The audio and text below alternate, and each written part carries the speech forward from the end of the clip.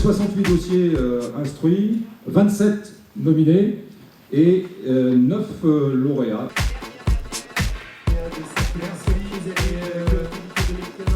Transition économique et transition énergétique ne doivent pas être considérées comme des contraintes, mais bel et bien comme des facteurs de développement.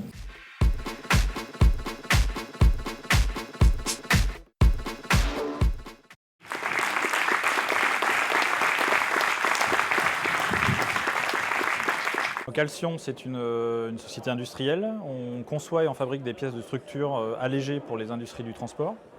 On travaille un matériau sandwich nid d'abeille aluminium qui permet en fait de créer des pièces vraiment allégées, très rigides, très résistantes, mais très légères.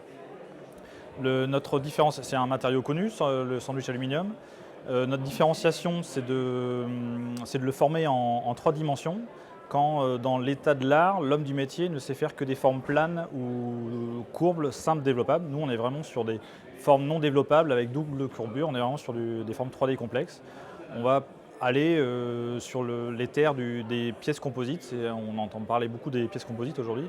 On va être un peu sur cette typologie de pièces avec des formes assez complexes. On est sur les industries du transport, ferroviaire, automobile, naval, aéronautique.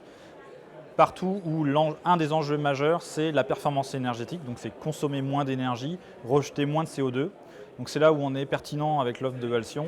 On offre des pièces vraiment de structure, d'habillage, de carrosserie qui vont être allégées. On travaille ce matériau donc alvéolaire aluminium qui permet d'être léger, rigide, résistant et en plus on est recyclable. On est fier et honoré de recevoir ce prix qui récompense un peu cette idée innovante qu'on a eue sur la société Alcyon. Là, on est vraiment sur une démarche où on essaie de faire différents concours pour gagner en visibilité. On est sur une démarche de prospection commerciale intense où on va avoir des gens comme Alstom, Bombardier. On va essayer aussi d'aller dans l'aéronautique sur des Zodiac Aerospace ou autres.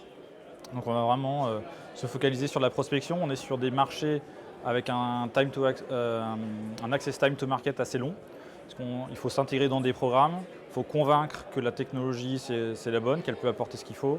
Et on est sur des cycles assez longs au niveau décisionnel. Donc c'est maintenant qu'il faut y aller. La technologie, on est en parallèle, on la développe, on la met vraiment au point, on la fiabilise. Et en parallèle, on a une activité intense de prospection. L'idée, c'est d'ici le 2e semestre 2016 de faire une levée de fonds pour faire le scale-up à l'échelle industrielle.